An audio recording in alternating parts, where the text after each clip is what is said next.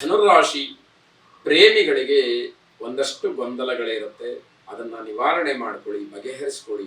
ಇಲ್ಲದೆ ಇದ್ರೆ ಭಿನ್ನಾಭಿಪ್ರಾಯಕ್ಕೆ ಅವಕಾಶವಾಗುತ್ತೆ. ಪರಸ್ಪರವಾಗಿ ಒಬ್ಬರನ್ನೊಬ್ಬರು ಅರ್ಥ ಮಾಡಿಕೊಳ್ಳದಲೇ ವಿಚಿತ್ರವಾದಂತಹ ರೀತಿಯಲ್ಲಿ ವಾದ ವಿವಾದಗಳನ್ನ ಮಾಡ್ಕೊಳ್ತೀರಿ. ಅದು ಬೇಡ ಅನ್ನುವಂಥದ್ದು. ಉದ್ಯೋಗದಲ್ಲಿ ತೊಂದರೆಯನ್ನು ಮಾಡ್ಕೊಳ್ತೀರಿ. ಇದಕ್ಕೆಲ್ಲ ನಿಮ್ಮ ಮಾತು, ನಿಮ್ಮ ವರ್ತನೆ ಕಾರಣ ಅನ್ನುವಂಥದ್ದನ್ನು ತಿಳಿಬೇಕು. ವ್ಯಾವಹಾರಿಕವಾಗಿ ಅನುಕೂಲ ಇದೆ. ದುಡ್ಡು ಕಾಸು ವ್ಯವಹಾರಗಳೆಲ್ಲ ನಿಮ್ಮ ಯೋಗ್ಯತೆಗೆ ಅನುಗುಣವಾಗಿ ನಡೆಯುವಂಥದ್ದಿದೆ. ಸಾರ್ವಜನಿಕವಾದಂತಹ ಕೆಲಸದಲ್ಲಿ ಭಾಗಿಯಾಗೋದಕ್ಕೆ ಅವಕಾಶಗಳಿದೆ. ವಿವೇಕದಿಂದ ವರ್ತಿಸಿದರೆ ಜನ, ಸಮಾಜ, ಪರಿವಾರ ಎಲ್ಲವೂ ಕೂಡ ನಿಮ್ಮನ್ನು ಒಪ್ಪಿಕೊಳ್ಳುವಂಥದ್ದು. ಆರ್ಥಿಕವಾಗಿ ಯಾವುದೇ ರೀತಿ ಯೋಚನೆಗಳೇ ಇರೋದಿಲ್ಲ. ನಿಮ್ಮ ಗುರುಗಳನ್ನು ಪ್ರಾರ್ಥನೆ ಮಾಡಿ, ಅವರ ದರ್ಶನವನ್ನು ಮಾಡಿ, ಆಶೀರ್ವಾದವನ್ನು ಪಡ್ಕೊಳ್ಳಿ. ಅವಕಾಶ ಇಲ್ಲದೆ ಇದ್ದರೆ ಗುರುರು ಬ್ರಹ್ಮ, ಗುರು ವಿಷ್ಣು, ಗುರು ದೇವೋ ಮಹೇಶ್ವರ, ಗುರು ಸಾಕ್ಷಾತ್ ಪರಂ ಬ್ರಹ್ಮ, ತಸ್ಮೈ ಶ್ರೀ ಗುರವೇ ನಮಃ ಎಂಬುದಾಗಿ 3 ಸಾರಿ ಹೇಳಿಕೊಂಡು ಗುರುವಿನ ಸ್ಮರಣೆಯನ್ನು ಮಾಡಿಕೊಳ್ಳಿ. ಗುರುಗಳ ಆಶೀರ್ವಾದವನ್ನು ಪಡೀತಾ ಇದ್ದೀನಿ ಅನ್ನುವಂತಹ ಒಂದು ದೈನ್ಯ ಭಾವ ನಿಮ್ಮಲ್ಲಿ ಇರಲಿ. ಶುಭವಾಗಿ. ಮಕರ ರಾಶಿ ಚಿಕ್ಕ ಮಕ್ಕಳ ಬಗ್ಗೆ ಸ್ವಲ್ಪ ಎಚ್ಚರಿಕೆ ವಹಿಸಿ. ಆಟ ಆಡುವಂತಹ ವಯಸ್ಸು. ಮಕ್ಕಳು ತೊಂದರೆಯನ್ನು ಮಾಡಿಕೊಳ್ತಾರೆ, ಅಥವಾ ಮಕ್ಕಳಿಗೆ ಏನೋ ಸಂಭವಿಸಿದರೆ, ಯಾವುದೋ ಆಪತ್ತು ಬಂದರೆ ಅದು ಜೀವನ ಪರ್ಯಂತವಾಗಿ ನೀವು ಕೊರಗಬೇಕಾದಂತಹ ಪರಿಸ್ಥಿತಿ ಬರಬಹುದು. ಅದರಿಂದ ಆದಷ್ಟು ಎಚ್ಚರಿಕೆಯಿಂದ ಮಕ್ಕಳನ್ನು ನೋಡ್ಕೊಳ್ಳಿ, ಗಮನಿಸಿ ಅಂತ ಹೇಳುವಂಥದ್ದು. ಬೇರೆಯವರಿಗೆ ಯಾವುದೇ ರೀತಿಯ ಆದೇಶವನ್ನು ಮಾಡಬೇಡಿ.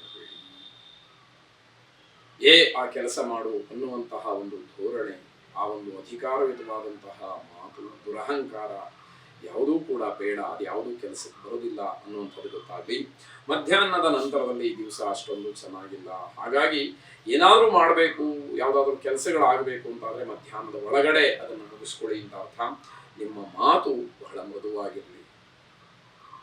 ಆದ್ದರಿಂದ ನಿಮ್ಮ ಗೌರವ ಉಳಿಯುತ್ತೇ ಹೊರತು ಮಾತನ್ನು ಹೊರಟಾಗಿ ಆಡಿ ಅಹಂಕಾರದಿಂದ ನಾನು ಆ ಕೆಲಸವನ್ನು, ಅಧಿಕಾರದಿಂದ ಆ ಕೆಲಸವನ್ನು, ನನಗಿರತಕ್ಕಂತಹ ಯಾವುದೋ ಮದದಿಂದ ಆ ಕೆಲಸವನ್ನು ನಾನು ಮಾಡಿಸ್ತೀನಿ ಅಂತಂದರೆ ಅದು ಯಾವುದು ಕೂಡ ಉಪಯೋಗಕ್ಕೆ ಬರದೇ ಇರೋ ಹಾಗಾಗುತ್ತೆ. ಜನರ ಮುಂದೆ ಶಾಂತಿಯಿಂದ ವರ್ತಿಸಿ. ಯಾರ ಜೊತೆಯಲ್ಲಿ ಮಾತಾಡ್ತಿರೋ ಅವರ ಜೊತೆಯಲ್ಲಿ ನಿಮ್ಮ ನಡವಳಿಕೆ ಬಹಳ ಮೃದುವಾಗಿರಲಿ, ಸೌಜನ್ಯಯುತವಾಗಿರಲಿ ಅಂತ ಹೇಳಬೇಕು. ಕುಟುಂಬ ಸದಸ್ಯರ ಆರೋಗ್ಯದ ಬಗ್ಗೆ ಕಾಳಜಿಯನ್ನು ವಹಿಸಿ. ಆ ಜವಾಬ್ದಾರಿಯೂ ಕೂಡ ನಿಮ್ಮ ಮೇಲಿರುತ್ತೆ. ಅಲ್ಲಿ ನೀವು ಜವಾಬ್ದಾರಿಯಿಂದ ನುಣುಚಿಕೊಳ್ಳೋದಕ್ಕೆ, ಜಾರಿಕೊಳ್ಳೋದಕ್ಕೆ ಪ್ರಯತ್ನವನ್ನು ಮಾಡಿದರೆ ಆಪಾದನೆಯನ್ನು ನೀವು ಕೋರಬೇಕಾಗತ್ತೆ. ಶ್ರೀರಾಮನನ್ನ ಪ್ರಾರ್ಥನೆ ಮಾಡಿ. ರಾಮಾಯ ರಾಮಭದ್ರಾಯ ರಾಮಚಂದ್ರಾಯ ವೇಧಸೆ ರಘುನಾಥಾಯ ನಾಥಾಯ ಸೀತಾಯ ಪತಯೇ ನಮಃ ಎಂಬುದಾಗಿ ನಿಮ್ಮ ಪ್ರಾರ್ಥನೆ ಇರಲಿ. ಶುಭವಾಗಿ.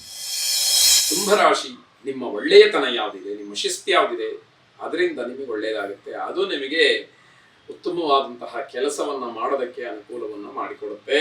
ಅನೇಕ ಜಟಿಲವಾದಂತಹ ಸಮಸ್ಯೆಗಳಿಗೂ ಕೂಡ ಈ ದಿವಸ ಪರಿಹಾರ ಅನ್ನುವಂಥದ್ದು ಸಿಕ್ಕಬಹುದು. ಯಾವುದ್ಯಾವುದೋ ಸಮಸ್ಯೆಗಳನ್ನು ನೋಡ್ತಾ ಇರ್ತೀರಿ, ಅನುಭವಿಸ್ತಾ ಇರ್ತೀರಿ.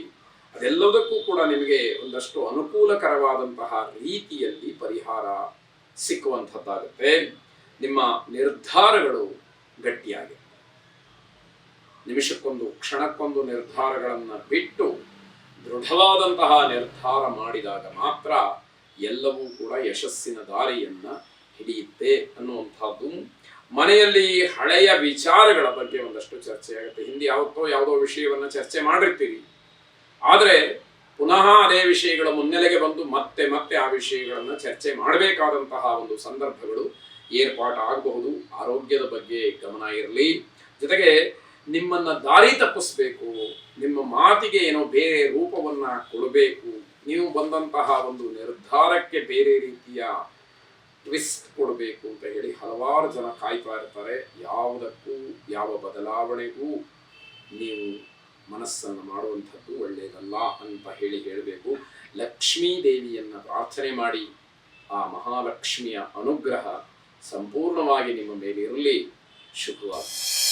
ಮೀನರಾಶಿ ನಿಮ್ಮ ವೈಯಕ್ತಿಕವಾದಂತಹ ಜೀವನದಲ್ಲಿ ಪ್ರಗತಿಯನ್ನು ಕಾಣ್ತೀವಿ.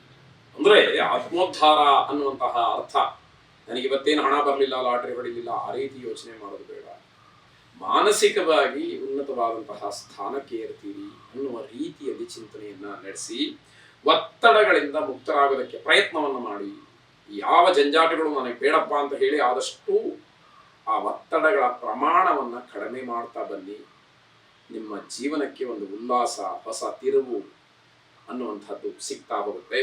ವ್ಯವಹಾರದಲ್ಲಿ ತುಂಬ ಗಮನ ಕೊಡ್ತೀರಿ, ಅದು ಬೇಕು, ಆದರೆ ಅದೇ ಮುಖ್ಯವಲ್ಲ, ಅದೇ ಪ್ರಾಣವಲ್ಲ. ಅದನ್ನು ತಿಳಿಬೇಕಾದಂಥದ್ದು. ನಿಮಗೆ ಅಗತ್ಯವಾಗಿ ಮಾನಸಿಕವಾದಂತಹ ವಿಶ್ರಾಂತಿ ಬೇಕು. ಮನಸ್ಸಿನ ಮೇಲೆ ಇರತಕ್ಕಂತಹ ಒತ್ತಡವನ್ನು ಕಡಿಮೆ ಮಾಡಿಕೊಳ್ಬೇಕು ಅನ್ನುವಂಥದ್ದು ಇದೆಲ್ಲದಕ್ಕೂ ಕೆಲಸಕ್ಕೆ ಬರುತ್ತೆ. ಅದನ್ನು ಗಮನಿಸ್ಕೊಳ್ಬೇಕು ನಾವು, ಅದು ಮುಖ್ಯವಾದಂಥದ್ದು. ವಾತಾವರಣ ಚೆನ್ನಾಗಿರುವ ಹಾಗೆ ನಾವು ಮಾಡ್ಕೊಳ್ಬೇಕಾಗತ್ತೆ. ಕಲಾವಿದರಿಗೆ ಉತ್ತಮವಾದಂತಹ ಅವಕಾಶಗಳು ಸಿಕ್ಕತ್ತೆ.